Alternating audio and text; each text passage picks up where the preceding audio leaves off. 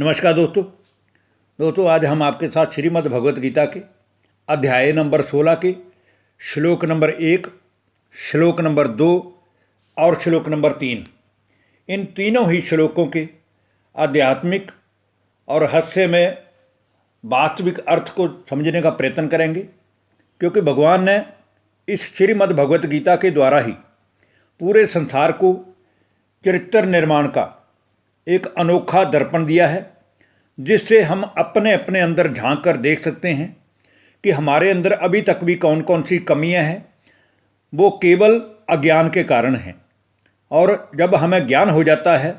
कि किस कारण से हमारे अंदर ये कमी है, उसको हम कैसे दूर कर सकते हैं, तो कोई कारण नहीं है कि हम उन सभी बुराइयों पर जीत प्राप्त नहीं कर सकें। उसके लिए हमें श्रीमद् भगवत गीता में दिए गए भगवान के हर शब्द के अर्थ को उसी रूप में समझना होगा जिस रूप में भगवान ने अर्जुन को समझाया है। तो आइए दोस्तों शुरू करते हैं श्रीमद् भगवत गीता के अध्याय नंबर 16 का श्लोक नंबर 1, जिसमें भगवान कहते हैं, श्री भगवानुवाच अभ्यम सत्तव संशुद्धिर ज्ञान योग व्यवस्थिति दानम दमच यज्ञच स्वाध्याय स्तप आर्जवम। अर्थात भगवान ने कहा कि हे अर्जुन,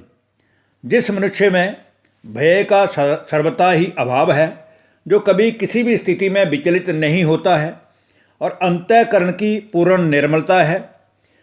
और वो ज्ञान के लिए सदा ही ध्यान योग में निरंतर दृढ़ स्थिति में स्थित रहता है और सात्विक दान देता है, अर्थात जिस पात्र को देना चाहिए उसी को देता है। इंद्रियों का दमन अर्थात विषय विकारों में उसकी आसक्ति नहीं होती, और भगवान तथा बड़ों का हमेशा ही वो गुणगान करता है, उनको याद करता है, उनको सम्मान देता है, भगवान को याद में टिका रहता है, तथा अग्निहोत्र अर्थात योग अग्नि में अपने पाप स्वा करने के लिए सदा ही उत्तम कर्मों का आचरण करता है। वेद शास्त्रों को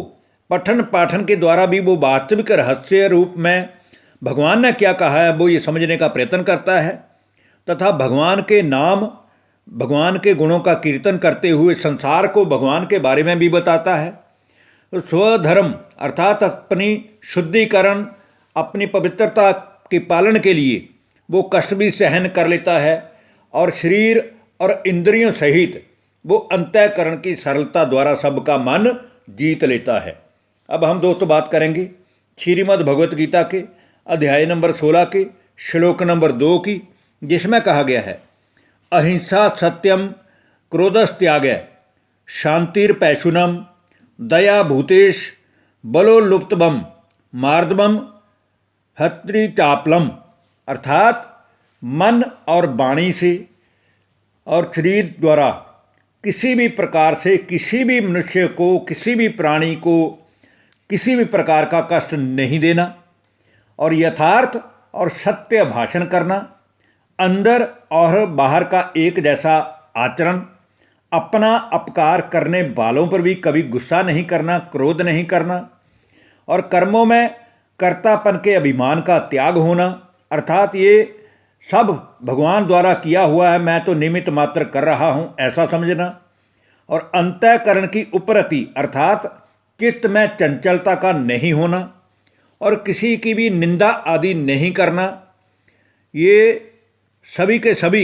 ऐसे मनुष्य के स्वाभाविक गुण हैं जिसका मन भगवान से जुड़ा रहता है, और सभी भूत प्राणियों में जितने भी संसार के मनुष्य हैं उनमें बैर भाव रहित दया होना, इंद्रियों का विषयों के प्रति आसक्ति होने पर भी उससे विचलित नहीं होना, अर्थात आसक्ति नहीं होना, और विषयों से बिल्कुल भी संयोग नहीं करना, कोमलता, लोक और शास्त्रों से विरुद्ध आचरण में लज्जा का अनुभव करना, और व्यर्थ की चेष्टाओं का अभाव अर्थात व्यर्थ की चिंताएं या व्यर्थ की आकांक्षाएं मन में नहीं पालता है। ऐसा जो मनुष्य है वो योगी कहलाने के लायक है। अब हम दोस्तों बात करेंगे श्रीमद् भगवत गीता के अध्याय नंबर 16 के श्लोक नंबर 3 की, जिसमें जो कि आज की वीडियो का अंतिम श्लोक है, और जिसमें भगवान ने कहा है, तेजय क्षमा धृति शौचम द्रोहो नाति मानिता भवंती संपदम दैवी भजित जातस्य भारत। अर्थात हे अर्जुन, तेज तेज अर्थात मन के अंदर उजाला हो जाना ज्ञान को समझकर। क्षमा अर्थात संसार के सभी मनुष्यों को जो अज्ञान में चल रहे हैं, जिनसे गलती से कोई कर्म हो जाता है, उसको भी क्षमा करना। हर परिस्थिति में, चाहे वो दुख की है, सुख की है, जय की है, पराजय की है, उसमें सदा ही धैर्य रखना, हिम्मत रखना और बाहर और भीतर की शुद्धि रखना एवं किसी में भी शत्रु भाव का नहीं होना। ये और अपने में पूज्यता के अभिमान का अभाव की अर्थात अपने को बड़ा नहीं समझना कि मैं तो बहुत ज्ञानी हूँ, मुझे तो बहुत समझ आ गई है, मेरा तो सीधा परमात्मा से कनेक्शन है, मेरे सामने दूसरे ज्ञानी क्या ज्ञानी है, इन सभी चीज़ों का अभाव होना। और ये सब तो अर्जुन जो दैवी संपदा में उत्पन्न हुआ है उस पुरुष के लक्षण है। इसलिए तुझे चिंता नहीं करनी चाहिए, क्योंकि तेरे अंदर कोई भी आसुरी स्वभाव का लक्षण दिखाई नहीं देता। इसलिए तुझे मैं बार बार यही चीज़ें पूरी इस ज्ञान शास्त्र में समझा रहा हूँ कि जो मनुष्य संसार के किसी भी प्राणी से, चाहे वो कैसा भी प्राणी है, उससे ना तो वो प्रेम करता है और ना ही उससे कोई ईर्ष्या भावना रखता है, उसी मनुष्य का मन जो है वो भगवान से जुड़ सकता है। धन्यवाद। नमस्कार दोस्तों।